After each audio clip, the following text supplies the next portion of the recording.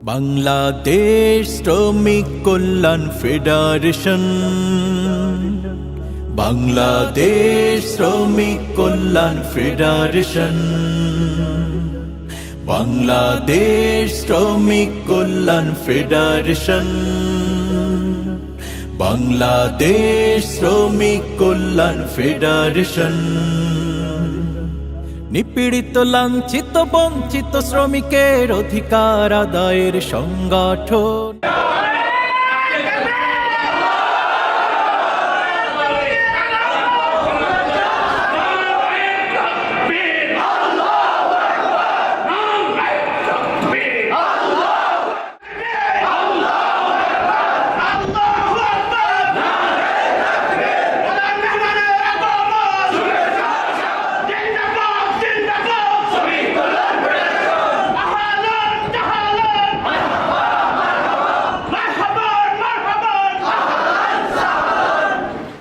স্বাধীনতার ক্ষেত্রে আওয়ামী লীগের কোনো অবদান নাই। আমি আজকে বুঝে শুনে স্পষ্টভাবে আমি প্রমাণ করে দিতে পারবো। আপনারা যদি দেশে থাকতেন, এইখানে থেকে যদি যুদ্ধ করতেন, আপনারা যুদ্ধ কয়জন আছে? এখন তো বেজাল মুক্তিযোদ্ধা ডক্টর ইউনূস সাহেব অলরেডি ধরে ফেলতেছে যে মুক্তিযোদ্ধাদের তালিকা সব বেজাল, এবং ডক্টর ইউনূস সাহেব বলতেছেন যত ভাতা দেওয়া হয়েছে এগুলির অডিট করা হবে, যারা ভাতা নিয়েছেন এই ভাতা আবার সরকারের কাছে ফেরত দিতে হবে। শেখ হাসিনার অপশাসনের কথা 1, 2, 3, 100 পর্যন্ত লিপিবদ্ধ করে তাদের এই অপশাসনের কথা শ্রমিকদের কাছে শ্রমিক কল্যাণ ফেডারেশনের নেতৃবৃন্দরা আপনারা প্রচার করতে পারবেন? বেশি তো লাগবে না। সালমান এফ রহমান পালানোর সময় দাড়ি যে সাইসা ফেলছে, এরপরে দরবেশ সাহেব লুঙ্গি পরে জলগামছা দিয়ে পালাইছে। শুধু এই কথাটা বললেও তো জনগণ বুঝতে পারবে আওয়ামী লীগ কি জিনিস। 71ও পালাইছে, অতীতও পালাইছে, 24 সালও পালাইছে। এই কথাটা বলতে পারবেন না ভালো করে? আওয়ামী লীগের লোক দেখলেই বলবেন, ভাই আপনারা এত পালান কেন? আপনারা পালাইয়া মানুষদেরকে রাখা দায় যান কেন? দায় যান বুঝেন তো চিটাগাংয়ের ভাষায়? পালায় যান কেন আপনারা? কারণ আপনাদের মনের মধ্যে বিশাল দুর্বলতা। নিপীড়িত লাঞ্ছিত বঞ্চিত শ্রমিকের অধিকার আদায়ের সংগঠন, বাংলাদেশ শ্রমিক কল্যাণ ফেডারেশন,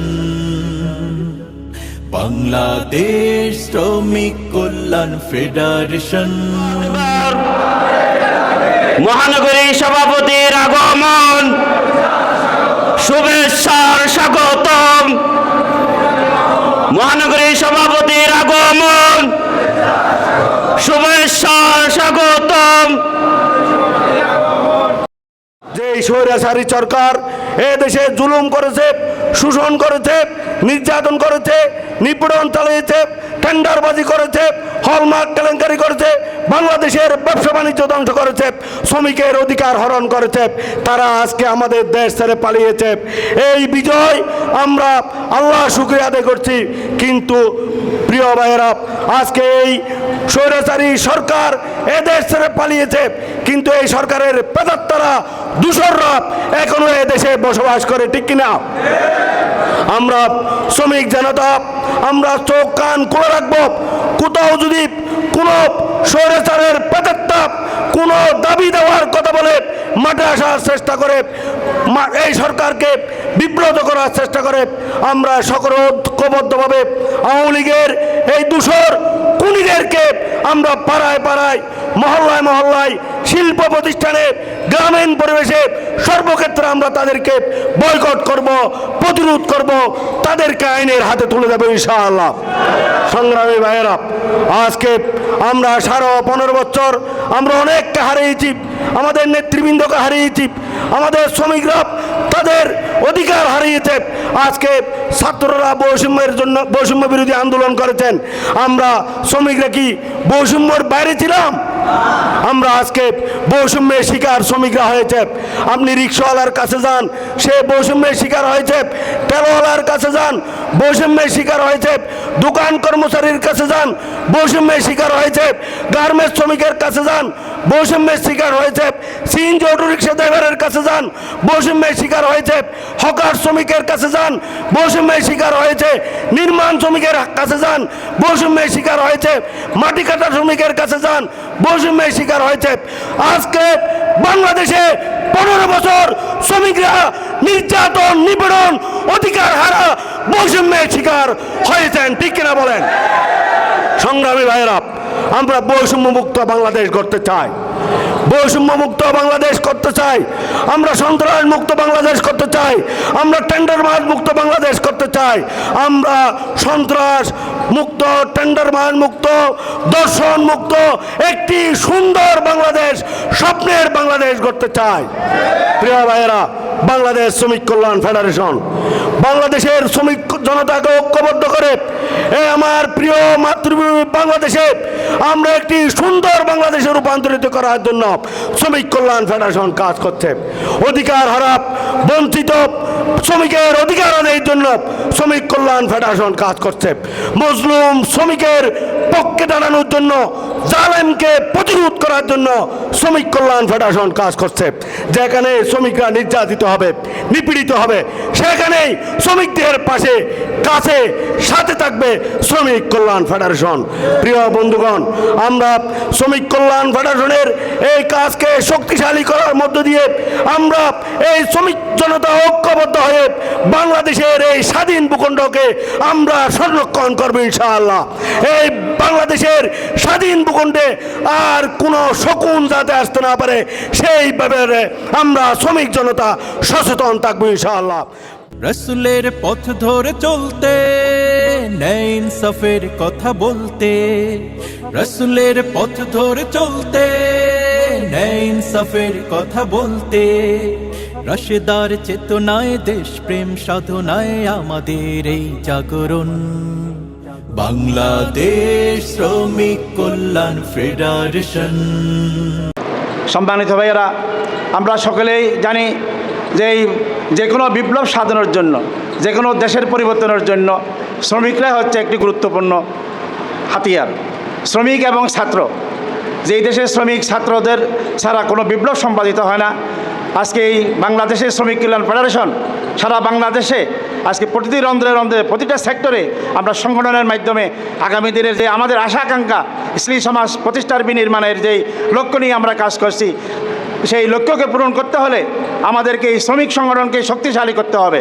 প্রতিটি সেক্টরে রিক্সা, সিএনজি, ঠেলাগাড়ি, দোকান কর্মচারী, লরি, বাস, ট্রাক থেকে শুরু করে সকল পর্যায়ের যদি আমরা এই সংগঠনকে মজবুত করতে পারি, তা আমরা ঐক্যবদ্ধভাবে আমরা যে ইসলামী বিপ্লবের যে সহায়ক শক্তি হিসাবে নিজেদেরকে আমরা ভূমিকা রাখতে পারবো।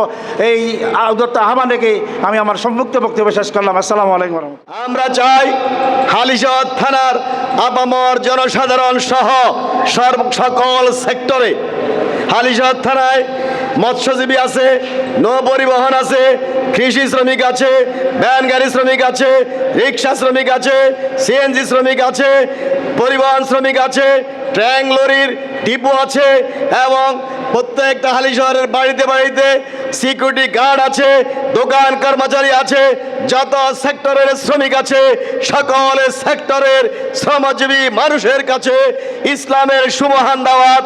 একমাত্র শ্রমিক কল্যাণ ফেডারেশন ইসলামকে বিজয় ঘোষণার জন্য যে দাওয়াত নিয়ে মাঠে ময়দানে যাচ্ছে, সেই দাওয়াতটি সকল সেক্টরের ঘরে ঘরে, প্রত্যেকের দরজায় দরজায় পৌঁছে দেওয়ার যেই প্রত্যয় নিয়ে আজকের এই কর্মী সম্মেলন করছে, সেই কাজটা আমাদেরকে যথাযথভাবে আঞ্জাম দিতে হবে। পারবো ইনশাআল্লাহ। বাংলাদেশ শ্রমিক কল্যাণ কল্যাণ ফেডারেশন, বাংলাদেশ শ্রমিক কল্যাণ ফেডারেশন। নেতৃত্ব দেওয়ার এই অপরাধে এই জালিম স্বৈরাচারী হাসিনা সরকার একটি মিডিয়া কোর্টের মাধ্যমে একটি মিথ্যা মামলা, মিথ্যা সাক্ষী, মিথ্যা বিচারের মাধ্যমে, রায়ের মাধ্যমে আমাদের নেতৃবৃন্দ মাওলানা মতিউর রহমান নিজামী সাহেব, আমাদের নেতৃবৃন্দ জনাব আলী হাসান মুজাহিদ সাহেব, জনাব কামরুজ্জামান সাহেব, জনাব মীর কাসেম আলী সাহেব, জনাব আব্দুল কাদের মোল্লা সাহেব সহ 11 জন নেতৃবৃন্দকে এই জালিম সরকার আমাদের নির্যাতন নিপীড়নের মাধ্যমে হত্যা করেছে। কিন্তু আজ সেই সরকার কোথায়? হাসিনা কোথায়? জনগণের, ছাত্র, শ্রমিক গণ আন্দোলনের জোয়ারে হাসিনা সরকার এই দেশ থেকে পালিয়ে ভারতে আশ্রয় নিতে বাধ্য হয়েছে। এটা কাদের আন্দোলনের ফসল? এদেশের ছাত্র, শ্রমিক, কৃষক, মেহনতি জনতার আন্দোলনের ফসল। সেই আন্দোলনে কি আপনারা সবাই ছিলেন না? রূপকথার মতো বাংলাদেশের পরিবর্তনটা দেখেছি। সকালবেলা রাজা, বিকাল বেলায় ফকির। তো এইটা একমাত্র সম্ভব হয়েছে মহান আল্লাহ তাআলার অপরিসীম করুণার দ্বারা। ইনশাআল্লাহ আমরা যদি আজকে সিদ্ধান্ত নিতে পারি, আমরা বাংলাদেশ শ্রমিক কল্যাণের পতাকা তলে আবদ্ধ হয়ে নিজেদেরকে একটি আদর্শ নাগরিক, নিজেদেরকে একটি আদর্শ অভিভাবক, নিজেদেরকে একটি আদর্শ পরিবার হিসেবে যদি আমরা তৈরি করতে পারি, কাল কিয়ামতের ময়দান আমাদের জন্য জান্নাত অবধারিত ইনশাআল্লাহ। শ্রমিকের মৌলিক অধিকার আদায়ে আমরাই সোচ্চার, শ্রমিকের মৌলিক অধিকার আদায়ে আমরাই সোচ্চার। সর্বস্তরের অবহেলিত মানুষগুলাকে তাদের ন্যায্য অধিকার ও পাওনাগুলা যথাযথভাবে আদায়ের লক্ষ্যে বাংলাদেশ শ্রমিক কল্যাণ ফেডারেশন তার কার্যক্রম চালিয়ে যাচ্ছে। এই দেশে শুধু তারাই রাজনীতি করবে যারা এই দেশের মানুষকে ভালোবাসবে, ইসলামকে ভালোবাসবে, এই দেশকে ভালোবাসবে। তারা চেয়েছিল এই দেশকে সিকিম বানানোর জন্য, তারা চেয়েছিল এই দেশকে ইন্ডিয়ার করদ রাজ্য বানানোর জন্য, তারা চেয়েছিল আমাদেরকে সিঁদুর পরানোর জন্য। আমরা তাদের সেই চক্রান্ত রুখে দিয়েছি। ভবিষ্যতেও যদি আরো কোনো প্রয়োজন পড়ে সেজন্য আমাদেরকে প্রস্তুত থাকতে হবে। এই দেশের শ্রমিকের যে অধিকার, ন্যায্য অধিকার, কোনো দল আজ পর্যন্ত প্রতিষ্ঠিত করতে পারে নাই। কিন্তু বাংলাদেশ শ্রমিক কল্যাণ ফেডারেশন সিদ্ধান্ত নিয়েছে, যেমন জমিনে আল্লাহর আইন প্রতিষ্ঠিত যেমন করবে, তেমন এই জমিনে শ্রমিকের প্রত্যেকটা অধিকার প্রতিষ্ঠিত করবে ইনশাআল্লাহ। বাংলাদেশ শ্রমিক কল্যাণ ফেডারেশন, বাংলাদেশ শ্রমিক কল্যাণ ফেডারেশন, বাংলাদেশ শ্রমিক কল্যাণ ফেডারেশন, বাংলাদেশ শ্রমিক কল্যাণ ফেডারেশন।